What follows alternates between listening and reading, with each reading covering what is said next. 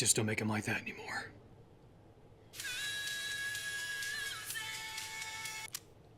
Hello? Jacob. Austin? Dude, I need you to come over right now. Yeah, is everything okay? Dude, I'm at another one of my kids' soccer games. And can you believe there are people here that don't know that there's an arrow in the FedEx logo? Go. Go, my son.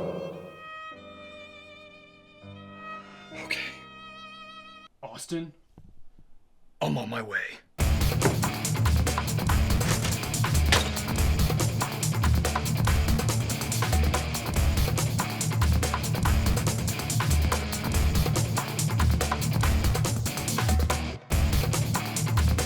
Austin! Austin, I'm here!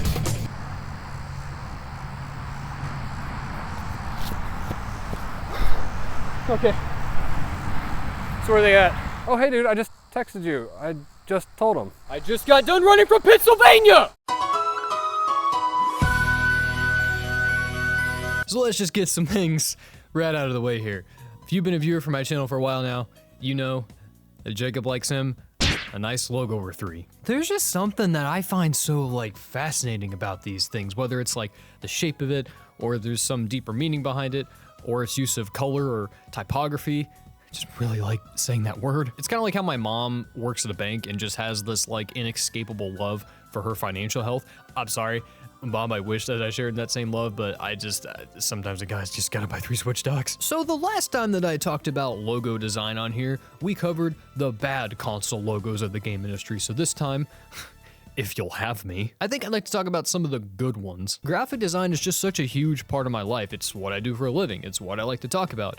And sometimes I just secretly love passionately judging companies that use Comic Sans in their logo because yes, I'm being a passive-aggressive asshole. Now, like I've said before, the video game industry is also affected by good logos and solid marketing. Most consumers generally decide within 5 seconds if they like a product based on its visual identity or not, because humans are pretty fucking visual by nature. Color theory is big whenever it comes to logo design, so you see companies like in the medical field, and they always seem to love using the color blue. I mean, we've all seen this, right? They use the color blue because they're trying to evoke a feeling of calmness and care whenever you're looking at it, because that's what they want you to think of, and not the $2,000 check that you're gonna receive in the mail since you had 5 stitches removed from your eyebrow because your brother hit you in the head with a putter one time. Yes, in case you're wondering, that actually happened. Anyway, let's talk about some logos now. Nintendo usually has some pretty solid logo design with their consoles and their handhelds. I mean, yeah, for every Nintendo DS logo out there, there's a Virtual Boy logo sitting in the background crying. But because of them, we've seen some truly amazing works of art like... Now, personally, Jacob's favorite logo from Nintendo is this. Oh! I love how bright and happy and wonderful this color scheme is on this. And I feel like it's like an old friend calling me up on the phone and saying, hey, Jacob, just get your big old hairy butt over here and let's play some Mario Kart 64. Now, while that's one of my personal favorite logos from them, it's not their best logo. This is their best logo. The Nintendo Wii, Nintendo's best-selling home console of all time, and it's definitely not attributed to the fact that it sounds like what a little boy calls the thing between his legs. Guys, I don't know if you know, but this logo is pretty freaking awesome. That spacing between the letters is scientifically executed. I mean, what is that, 40 pixels in between each of them? Oh my god, that's some hot-ass kerning. And I love the way that they use color in this logo because it's just not that common. So let me explain. Color theory is a super interesting concept to me. I briefly talked about this a little bit ago, but basically it's a set of rules that shows how we as humans perceive color. So for example, green is often used with products that tend to associate themselves with nature or beauty or health. They use this color to bring a sense of liveliness or energy to the consumer, so it generally puts you in a good mood whenever you're looking at their products. It's also why every fast food restaurant in America likes to shove red in their logo somewhere, because red's been proven to make your belly all hungry whenever you stare at it for long enough. It's also why I'm a little surprised every time I drive by a Culver's. Usually you don't see companies like this picking something like gray for their logo because it's commonly associated with dullness, so I'm a little surprised that Nintendo was just like, hey, yeah, just go ahead and all that color, just take it out, because who cares about emotions? But when you take a step back and actually look at it, gray is also a really good color to use for tech companies because it sort of provides this clean blank slate to work off of. So in this case, Nintendo decided to pair this color with a simple name, aka the Wii. We would like to play. Can you guys get off my front porch? This is primarily why I think this logo works so well. The name is so short and so snappy that it just rolls right off the tongue like a nice fat scoop of Ben & Jerry's cookie dough ice cream. And excuse me, but are those two eyes supposed to represent two separate people? Because I think it sure will, it does. This is a really smart inclusion by the designer because this actually displays what the Wii is at its core. A system designed to be played with other people. I mean, look at all the commercials out there. You got people, Grandma, Serena Williams. This system isn't called the U, it's called the Wii, and that's for a reason. Also, what's going on in that commercial with Serena? What is happening?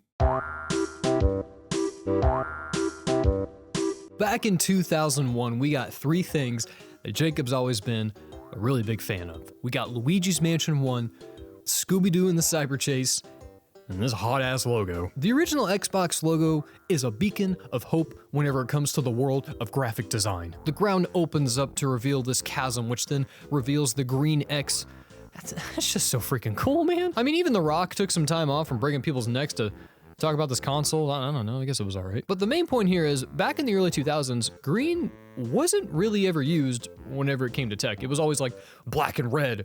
Or like, ooh, how about we put some blue in there? Yeah, tech companies really like blue. So then this small little like, you know, indie tech company, I don't know if you've heard of them or not, their name's Microsoft. They come along and they're all like, you guys want to see the fucking future? This just wasn't something that I had ever really seen before up until this point. I mean, like the background here opens up to reveal all of the infinite possibilities of your console. I mean, oh, that's heavy. One detail that I really like a lot about it is that these flaps that are created from the energy coming out, these aren't exactly thin flaps. I mean, I don't know about you. But this subconsciously tells me, the viewer, that whatever is making the ground open up must be some pretty serious shit.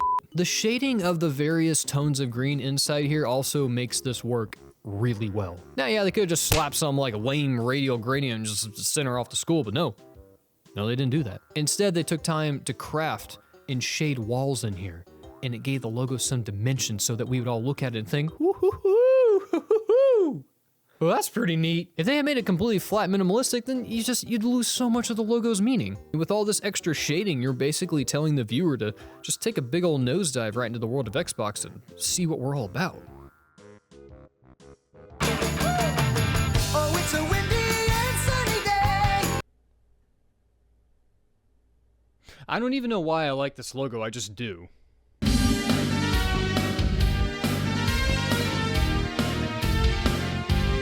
Back in the 90s, we had some pretty atrocious graphic design with things like this. And this. Now luckily, Sony didn't get the memo of ugly as balls logo design, thank God. Now like I briefly stated in my last video, and then I realized I needed to stop since I also wanted to make this video, the PlayStation 1 logo is so freaking good.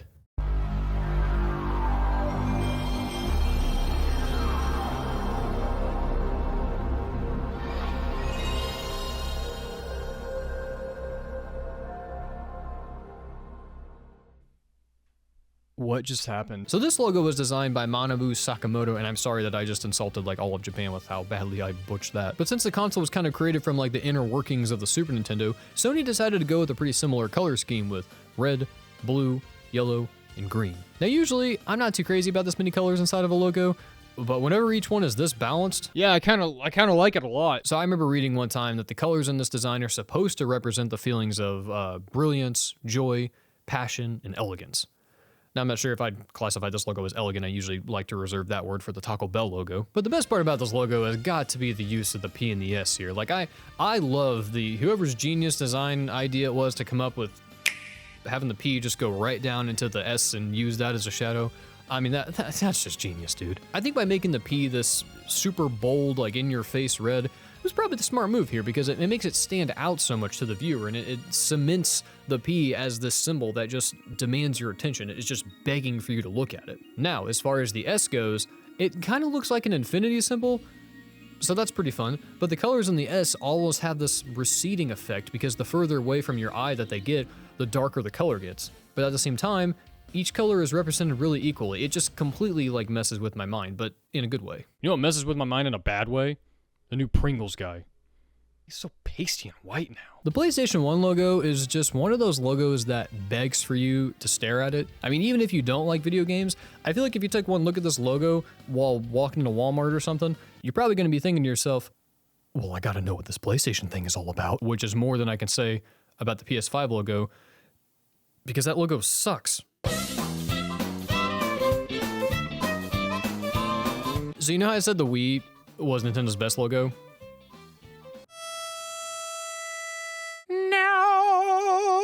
So the Nintendo Switch is Nintendo's new baby that's actually about as old as I was whenever I stopped shitting my pants and was full on using the toilet. This console is awesome, man. I love it so much. It started a revolution in the gaming industry that just seamlessly brought full-blown console games to the handheld experience and vice versa. It's great. It's like kind of changed how I play games because now I actually finish most of them. And whether or not you like those drifting buttholes, you gotta admit, that makes a pretty sweet logo. So the Switch logo is extremely good for two reasons.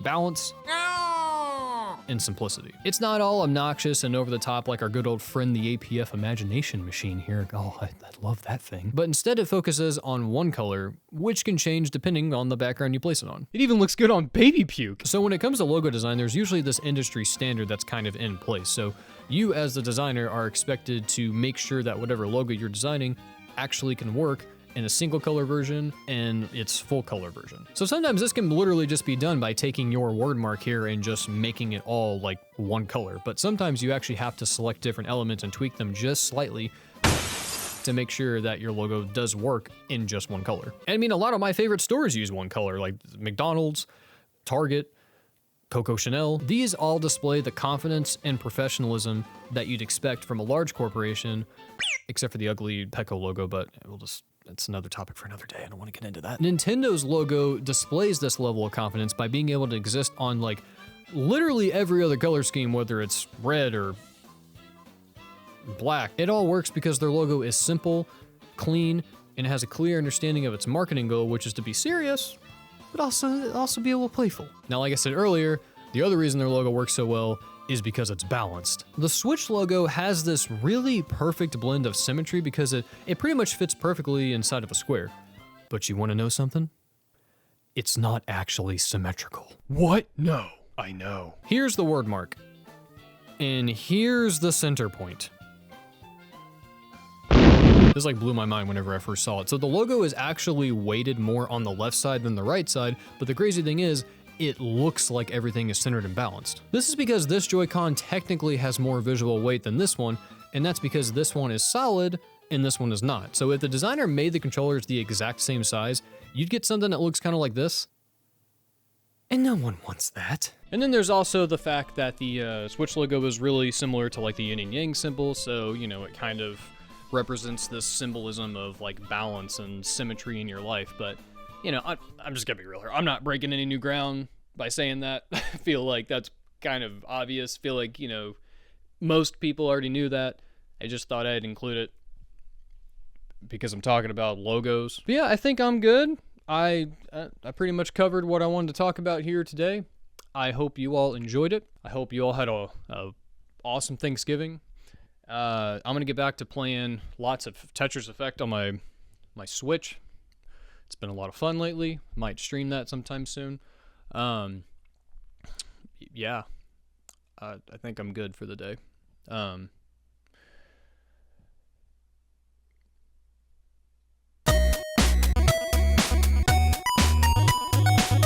Daisy, you want to say hi to the people? You want to say hi to the people? Yeah? Okay, well, first off, I just want to say thank you guys for watching the video. Daisy says thank you too, as you can obviously tell. And I also just realized that like I totally didn't have like any footage of her in this video, and I think that upset her a little bit. I don't think she's too happy about that. I mean, she's not even sitting over here by me anymore. So that's all I had to say. Thank you guys a lot again for checking out the channel, and per usual, Daisy wants to play. She's very into playing. So yeah, we're gonna go play now.